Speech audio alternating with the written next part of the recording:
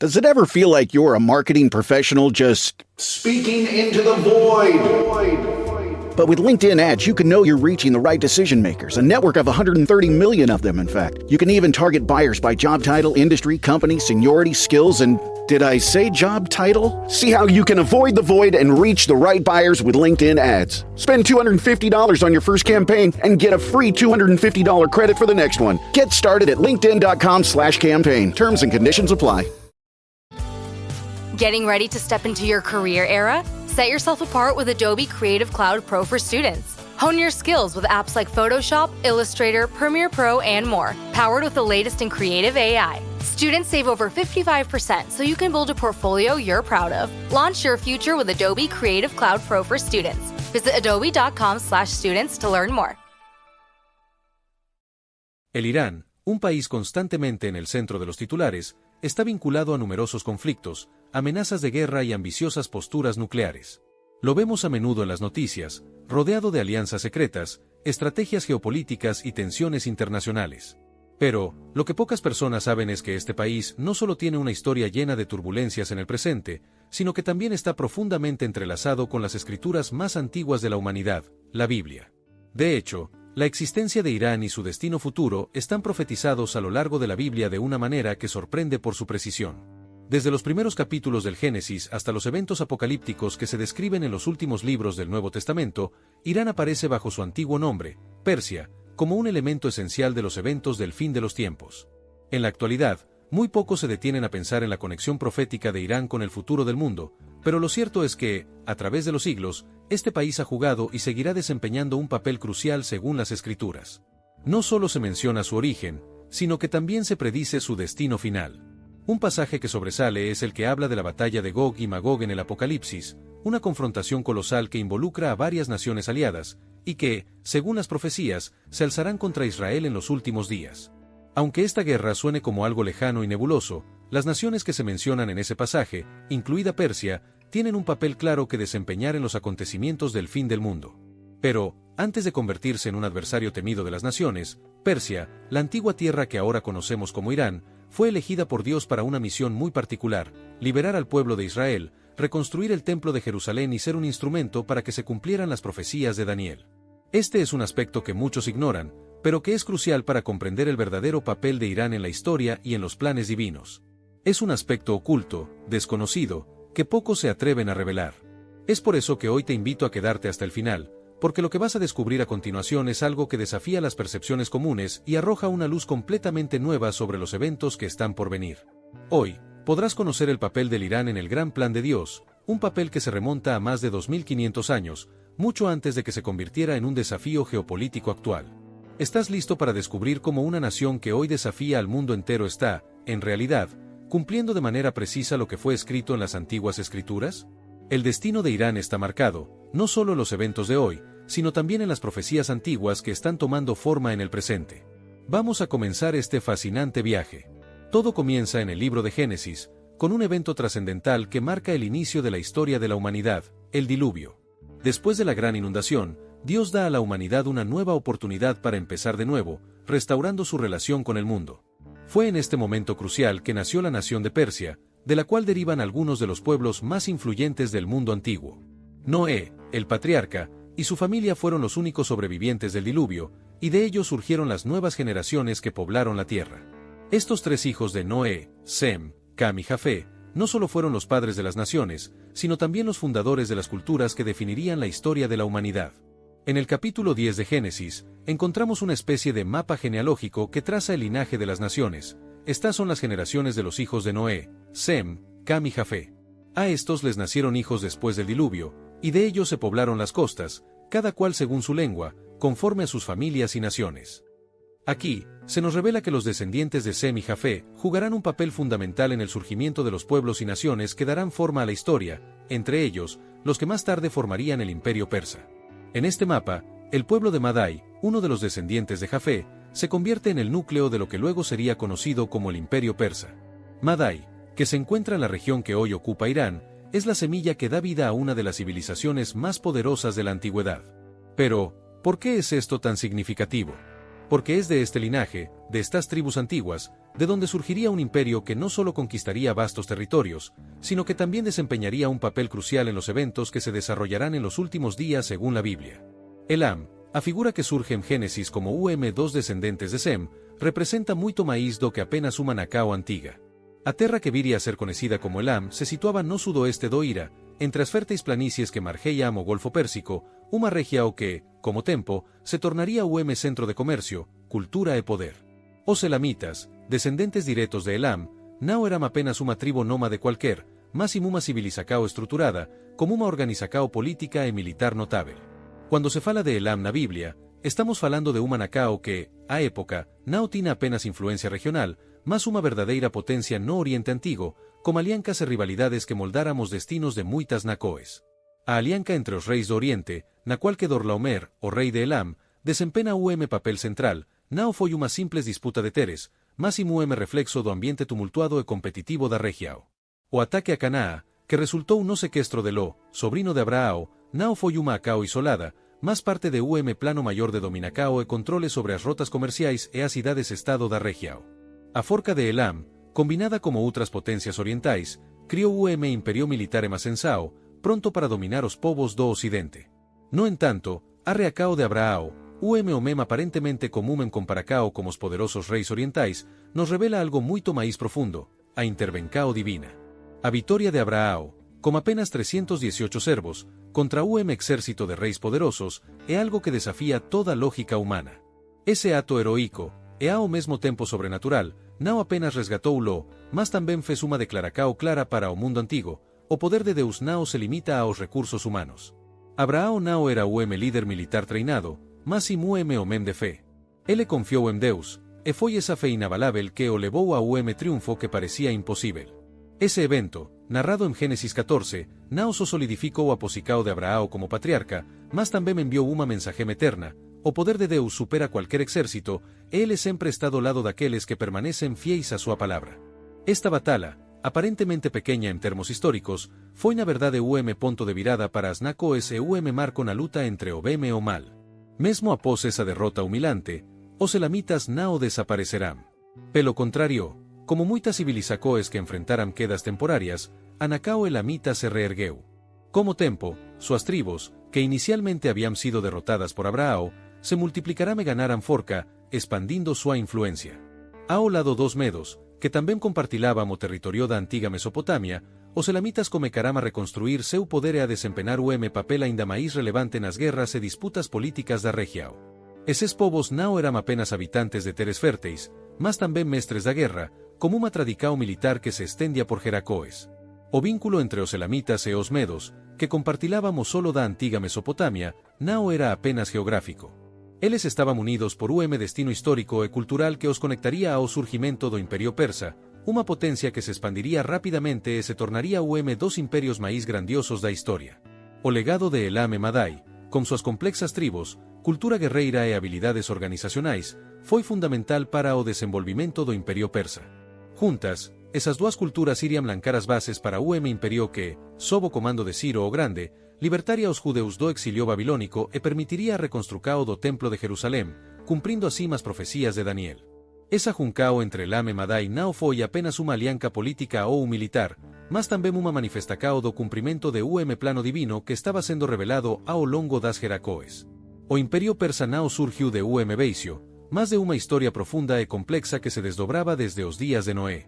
Cada tribo, cada líder, cada batalla que se trabou nas férteis planícies de Elam e nas montanas de Madai era paso no camino que, conforme a Biblia, levaría ao cumprimento das profecías mesianicas e ao cumprimento da vontade divina sobre o povo de Israel. En las montañas del norte de Irán, donde la tierra es dura y los vientos gélidos forjan el carácter de los pueblos que habitan esas tierras, se gestaba una nueva fuerza que, a pesar de su silencio inicial, marcaría el destino de todo el mundo antiguo. Wish you could become a morning person? You know the type, up before the sun, early morning runs, first one to the office with donuts and a smile. How do they do it? Easy. With the new Galaxy Watch 8, sleep tracking and personalized insights from Samsung Health help you improve so you can wake up to a whole new you. One who, dare I say it, skips the snooze? It's possible. Train your sleep with Galaxy Watch 8. Learn more at Samsung.com. Requires compatible Samsung Galaxy phone, Samsung Health app, and Samsung account.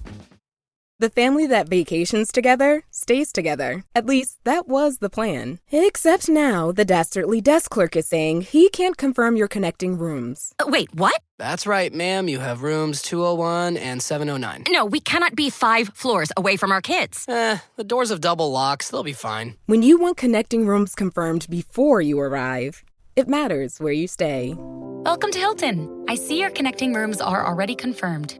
Hilton, for this day. Big news. Sephora is now on Uber Eats.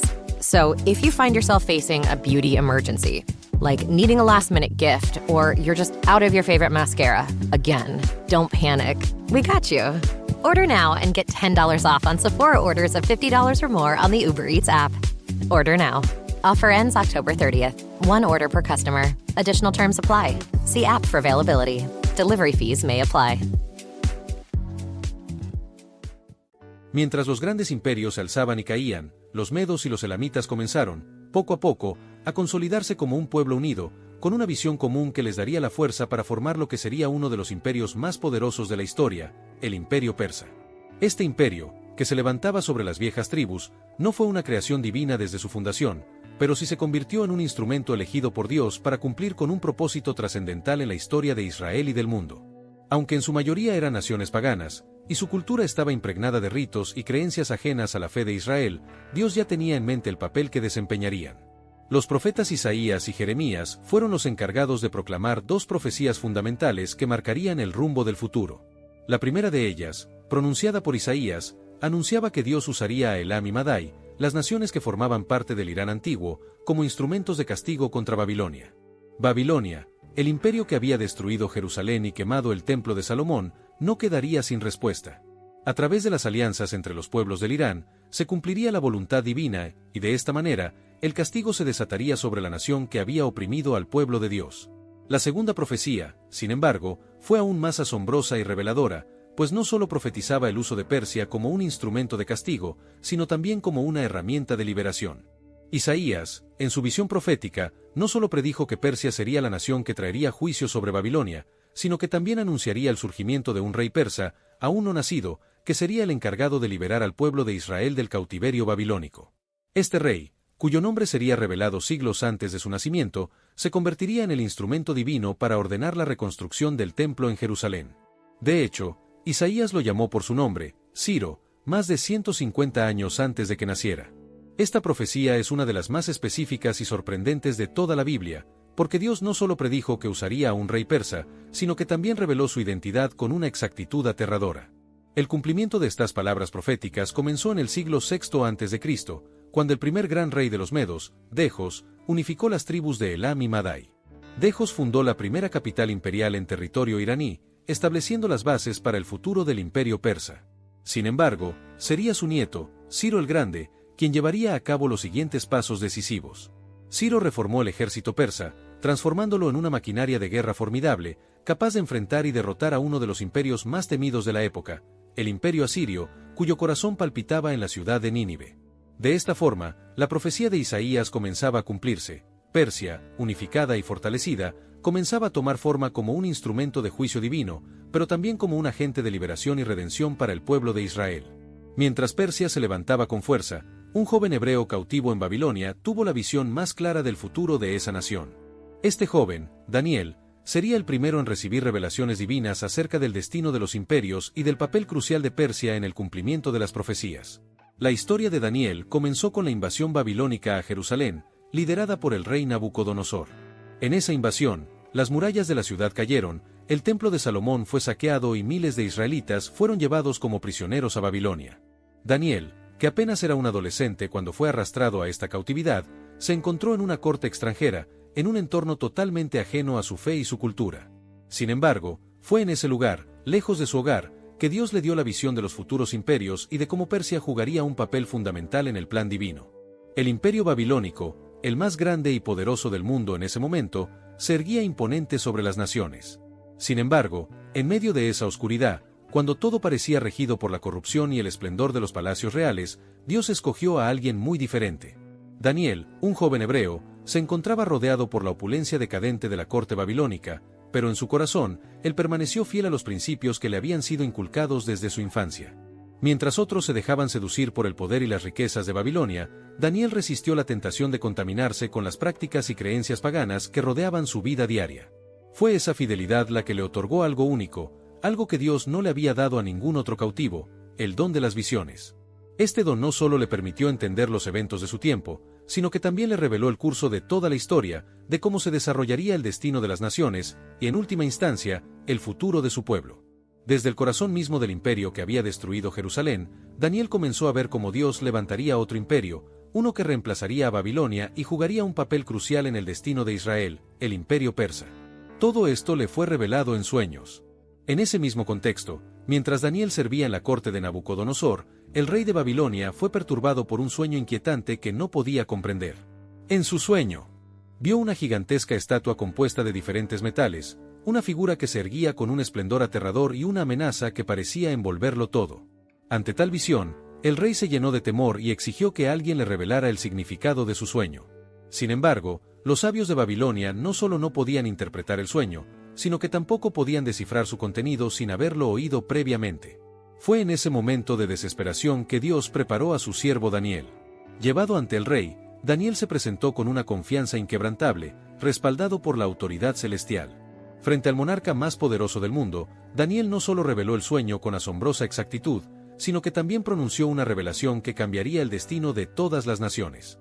En un acto profético, explicó que la estatua representaba el curso de los imperios que se sucederían a lo largo de la historia. Tú, oh rey, eres la cabeza de oro, dijo Daniel, señalando al rey de Babilonia, cuya supremacía era innegable. Sin embargo, después de Babilonia, un nuevo reino surgiría, uno inferior al de Babilonia, representado por el pecho y los brazos de plata de la estatua. Este reino de plata no era simplemente una sola nación, sino dos potencias entrelazadas en un solo cuerpo, los medos y los persas, unidos en lo que se conocería más tarde como el Imperio Persa. La revelación de Daniel no solo desveló la estructura de los imperios que seguirían a Babilonia, sino que también mostró cómo Dios tenía control absoluto sobre los destinos de las naciones. A través de este sueño, Daniel no solo profetizó sobre el ascenso del Imperio Persa, sino que también marcó el principio de un ciclo de cambio, donde las naciones se levantarían y caerían, cada una cumpliendo su rol en el plan divino. Este momento marcó un hito no solo para Daniel, sino también para todo el pueblo de Israel. Mientras el imperio babilónico comenzaba a declinar, la profecía de Daniel indicaba el surgimiento de una nueva potencia, que no solo cambiaría el panorama político del Medio Oriente, sino que también jugaría un papel crucial en el retorno de los israelitas a su tierra prometida y en la reconstrucción de su templo en Jerusalén. El poder de Dios, que había sido evidente en la caída de Babilonia, continuaría guiando los destinos de las naciones a través de los siglos. Sin embargo, el brazo persa se alzaría con una fuerza creciente e imparable, tomando el control de todo el imperio y cumpliendo la profecía con precisión. Babilonia caerá, y el trono pasará a un nuevo imperio, un imperio elegido por Dios. La transición era inevitable, y la profecía era clara: el imperio babilónico, símbolo de opresión y decadencia, sería derrotado, y la fuerza ascendente sería la de Persia, una potencia que surgiría de forma inesperada y avasalladora. Pero Daniel, como profeta, también recibió otra visión aún más sobrecogedora sobre el futuro de Persia. En la primera visión, observó cómo de las aguas caóticas y turbulentas del mar surgían 4 bestias monstruosas, representando las 4 grandes potencias que dominarían la tierra. Sin embargo, lo que más le impresionó fue la segunda visión, en la que una enorme criatura, un oso gigantesco, se erguía de un lado, con 3 costillas visibles entre sus dientes afilados. Del cielo, una voz tronó con fuerza: «Levántate y devora carne marchita». Este oso representaba el imperio que surgiría después de Babilonia, una unión entre los medos y los persas. Sin embargo, el hecho de que el oso estuviera erguido de un lado simbolizaba el hecho de que Persia terminaría siendo más poderosa que Media, dominándola por completo. Las 3 costillas que el oso sostenía entre sus dientes representaban las 3 grandes naciones que Persia conquistaría en su expansión: Lidia, Babilonia y Egipto. Welcome to Sephora. I'm looking for a perfume that's not too perfumey. I got you. Serum moisturizer or moisturizer serum. Let's get into layering. My concealer is making me look worse. Sounds like the wrong shade. Let's get you matched. There's only one store that really gets what you're going for. Get beauty from people who get beauty. Only at Sephora. Hi, Let's get you a basket. Okay, Chad. Today you're gonna drive the all-electric Toyota BZ. But my electric vehicle phobia. I'm not ready, Dr. Ross. I believe in you. Oh my gosh. We're inside it. Try to take deep breaths, okay? The ventilated seats, they're touching me. You can do this, Chad. Drive the car. How do you feel, Chad? I feel cured. Woohoo! I'm doing it! The all-electric BZ. One drive can change your mind. Toyota. Let's go places. Dripping in gold? That's cool. Dripping in Velveeta's supremely creamy golden cheesiness? That's respect. Elevate your drip with Velveeta's range of outrageously delicious dips and dishes. Shells, cheese, melty blocks, and heat and eat queso that go all in on indulgence. Flex on your fam with a creamy, cheesy masterpiece and go all in on what you love with Velveeta. Respect the drip and satisfy your cravings. Bring home the drip with Velveeta. Estas tierras serían devoradas una tras otra por la imparable máquina de guerra persa, una expansión que se volvería inquebrantable e irresistible. Esta visión se cumplió con una precisión aterradora. Ciro, el joven rey persa, comenzó su camino conquistando Media, uniendo los reinos bajo su dominio y formando el imperio medo-persa, que, poco a poco, se convertiría en la mayor potencia militar y política de su tiempo. Ciro no solo consolidó su imperio, sino que también comenzó a poner los ojos en Babilonia, la joya del antiguo imperio. El día predicho de las profecías llegó, pero la forma en que sucedió fue aún más impactante de lo que cualquier guerra tradicional podría haber sido.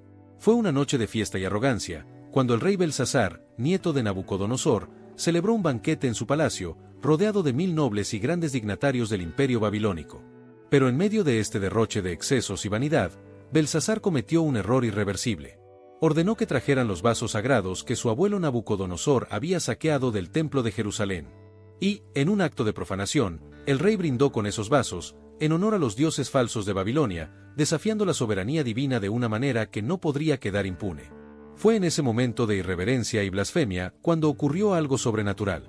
Una mano invisible apareció, sin previo aviso, y comenzó a escribir en la pared del palacio.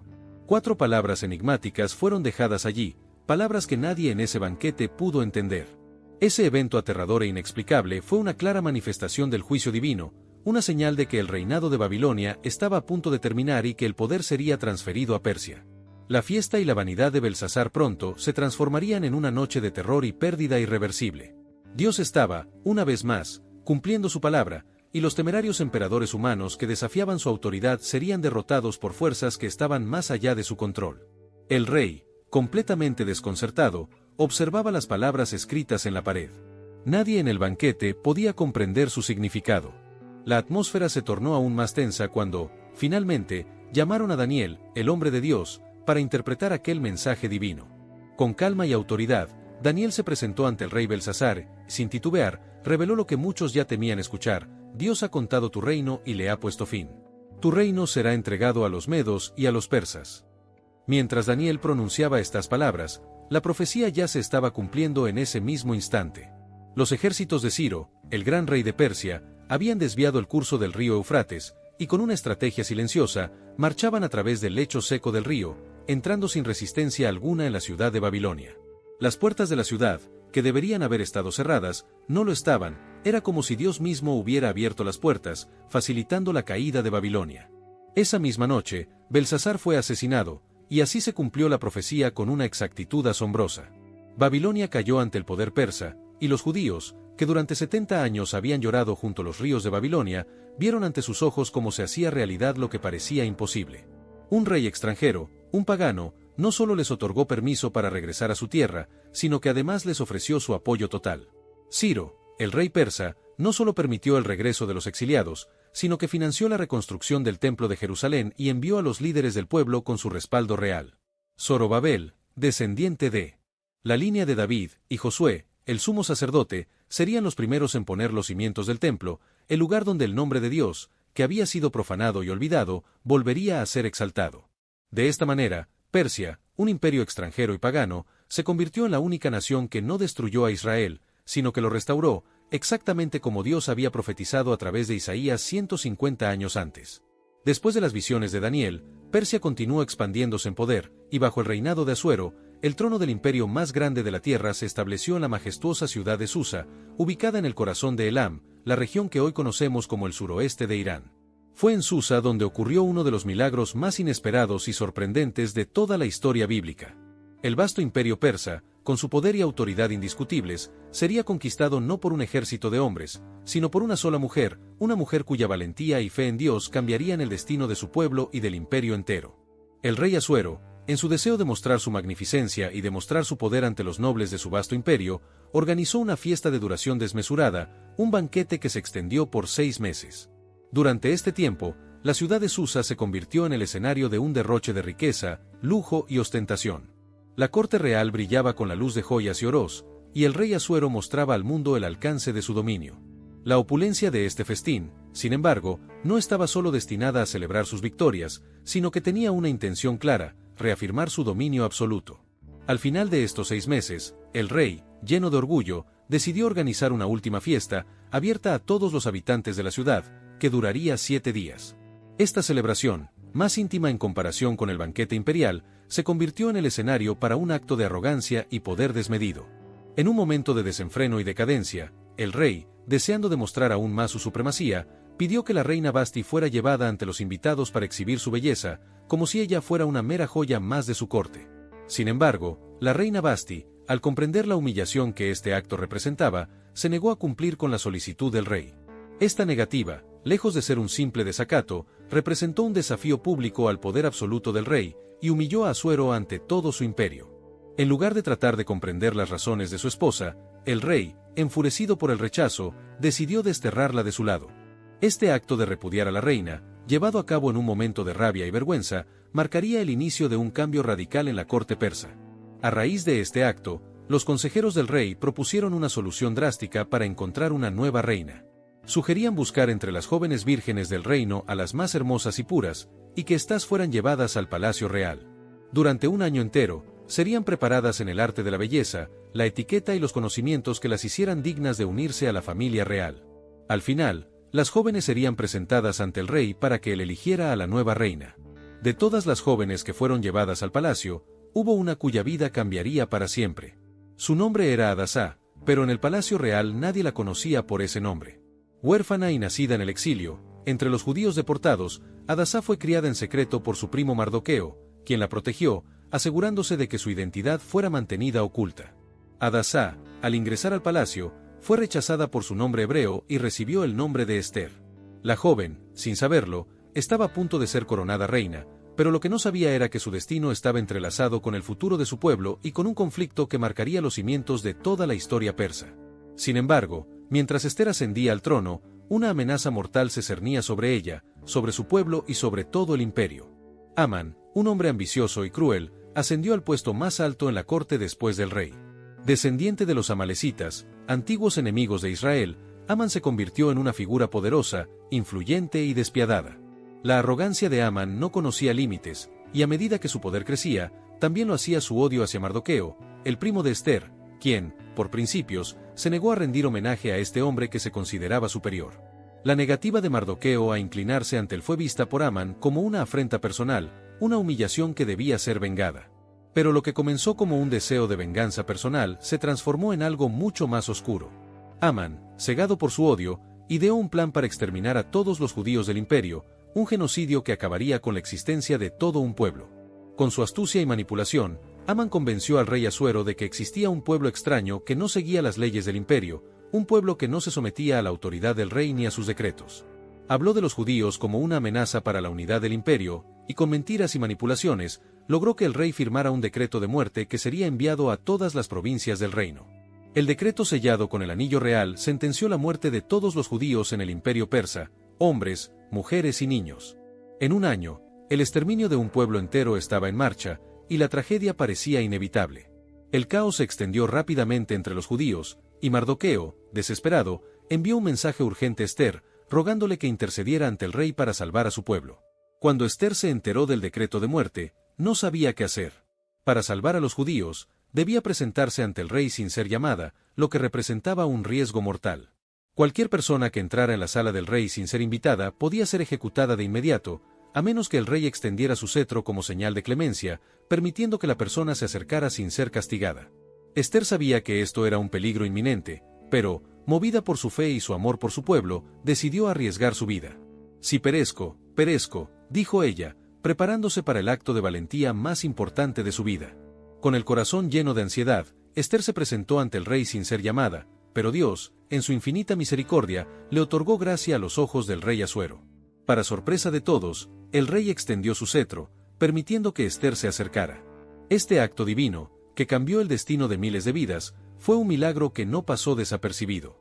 La valentía de Esther se convirtió en un punto de inflexión en la historia de Israel y del Imperio Persa, mostrando que, incluso en los momentos más oscuros, la providencia divina siempre encuentra una manera de actuar a favor de los suyos. As a contractor, I don't pay for materials I don't use. So why would I pay for stuff I don't need in my mobile plan? That's why the new MyBiz plan from Verizon Business is so perfect. Now I can choose exactly what I want, and I only pay for what I need. Right now, with MyBiz plan, get our best price, as low as $25 a line. Visit Verizon.com/business to get started today. New lines only. Price per month with 5+ lines. Includes auto pay and paper-free billing and promotional discount. Taxes, fees, economic adjustment charge. Applicable add-ons, prices, and terms apply. Guarantee applies to base monthly rate and stated discounts only. Add-on prices additional. Offers end September 30th, 2025.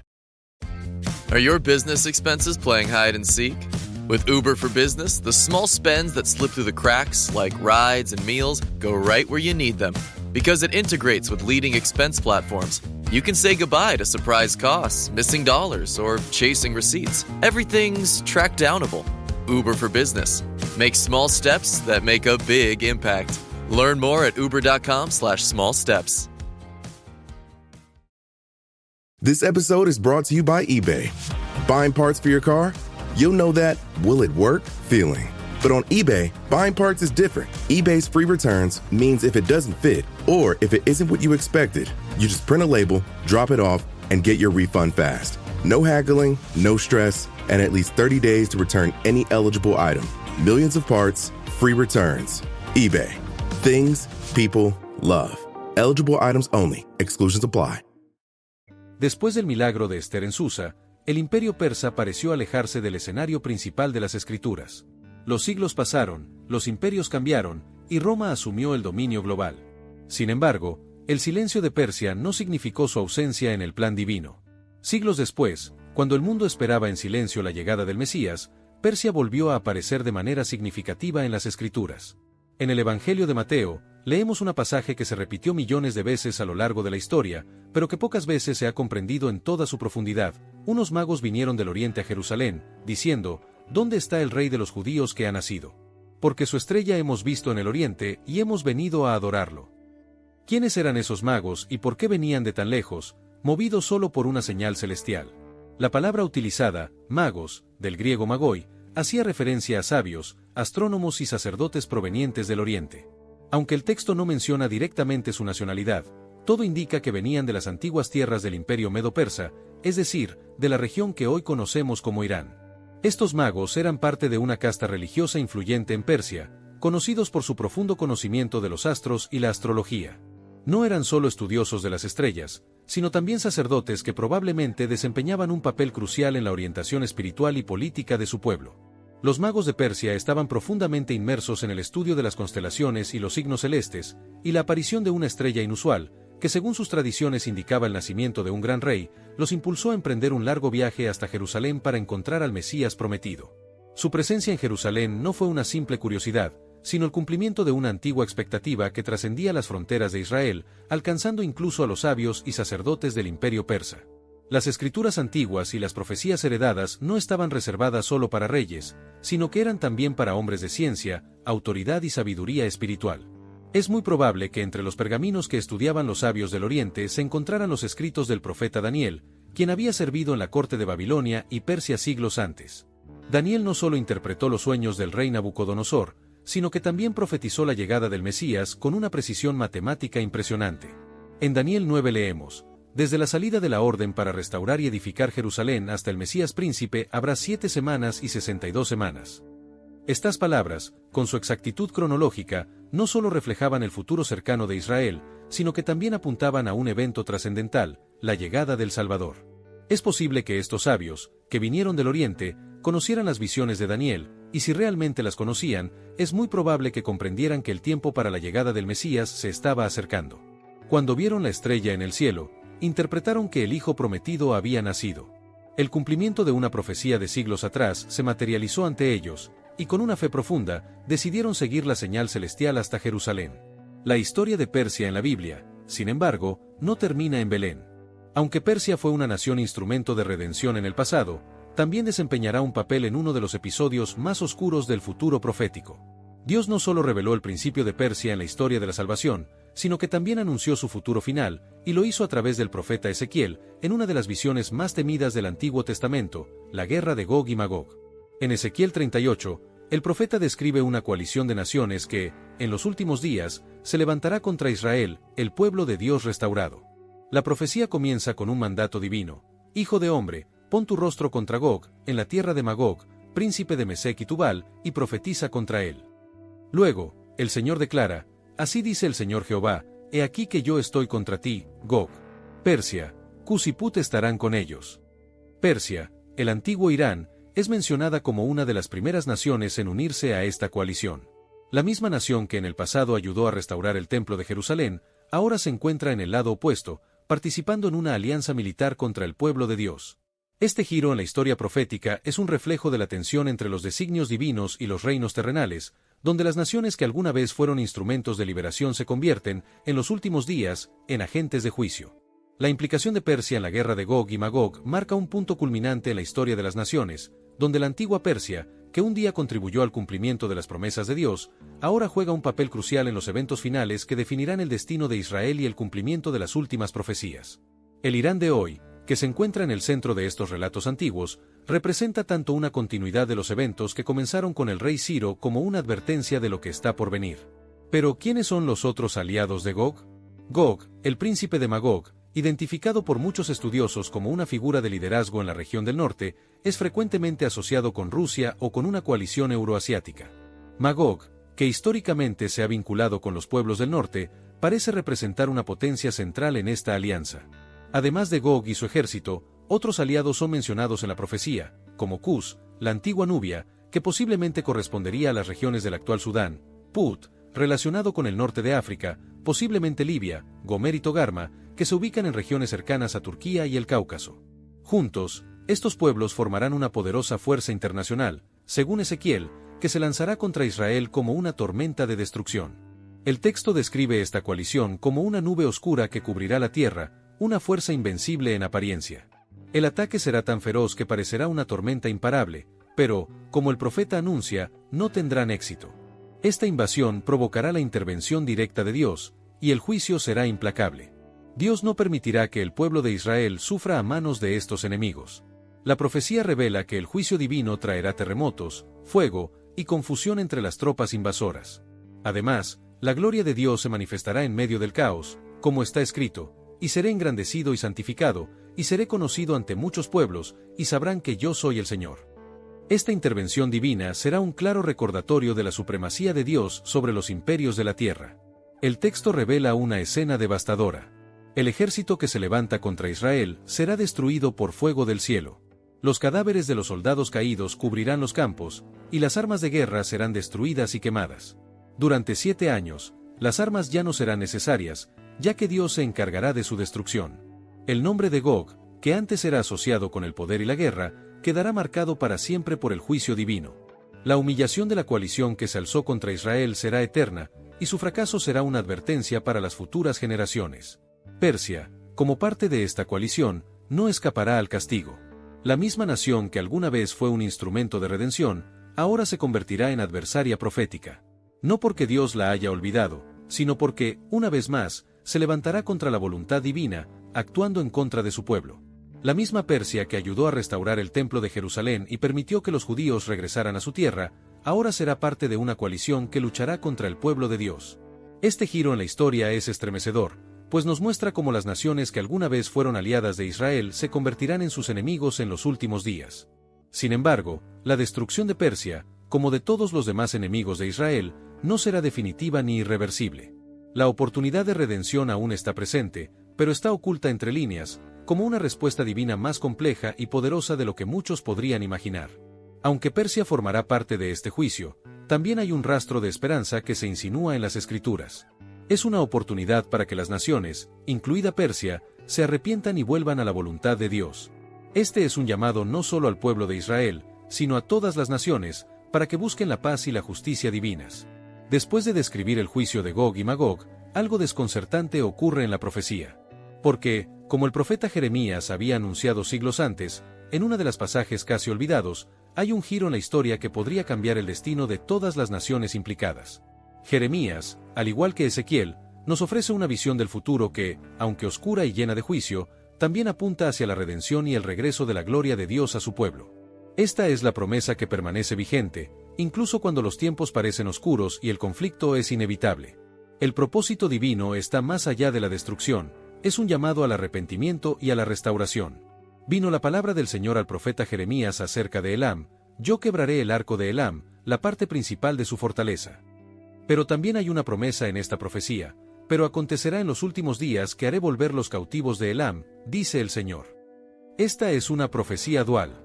Primero, vendrá el juicio, pero después leemos una promesa inesperada: en los últimos días restauraré Elam. Esta declaración cambia todo, porque aunque Irán se levante contra Israel en los últimos tiempos y participe en el ataque final que provocará la ira de Dios, su historia no terminará entre las ruinas. Dios, incluso en el juicio, deja abierta la posibilidad de la redención. En Zacarías 14, leemos sobre las naciones en los últimos días: y acontecerá que todos los que quedaren de todas las naciones que vinieron contra Jerusalén, subirán de año en año para adorar al Rey, al Señor de los ejércitos, y para celebrar la fiesta de los tabernáculos. Quizás entre esas naciones esté Elam, quizás Irán, ese que alguna vez fue redentor, enemigo y finalmente juzgado, también será testigo de la gloria restaurada. Porque en el corazón de Dios aún hay un lugar para los que regresan, para los que se arrepienten y buscan la paz. El Irán que hoy vemos en los titulares, agresivo y desafiante, rodeado de alianzas oscuras y complejas, también será parte de un mundo restaurado. La historia bíblica de Persia es un espejo de la humanidad, redimida, caída, juzgada y finalmente restaurada por la gracia divina. Por eso, el destino final de Irán, según la Biblia, no solo es una advertencia para los imperios que desafían a Dios, sino también una promesa para aquellos que se arrepienten y se vuelven a Él. Está escrito que, en los días finales, las naciones subirán a Jerusalén para adorar al Rey, al Señor de los ejércitos. El ciclo se completa: creación, redención, caída, juicio y restauración final. Desde las primeras páginas del Génesis hasta las visiones estremecedoras del Apocalipsis, Persia ha estado presente. Cuando la humanidad resurgió de las aguas del diluvio, Dios nombró a Elam y a Madai, sembrando en silencio la semilla de un imperio que aún no existía. Fue en esa época cuando Abraham se levantó para rescatar a Lot, y aunque parecía que la historia de Persia sería solo una parte de las naciones que existirían, su papel en el plan divino iba mucho más allá de lo que se podría haber imaginado. Elam ya representaba una amenaza cuando Babilonia cayó.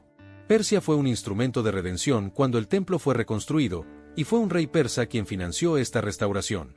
Y cuando el Mesías nació, fueron los sabios del Oriente, hombres de Persia, los primeros en reconocerlo. Pero cuando los últimos días se acerquen y las naciones se levanten como una sombra contra Israel, Persia volverá a estar presente, esta vez en el lado oscuro de la profecía. Y ahora, después de todo lo que has escuchado, te pregunto, ¿crees que Irán está cumpliendo hoy su papel profético? Vivimos en tiempos donde las profecías se activan en silencio, y lo que parecía antiguo está más vivo que nunca. ¿En qué parte de esta historia crees que estamos? ¿Ves señales de estas profecías en los titulares de hoy? Deja tu comentario y suscríbete al canal.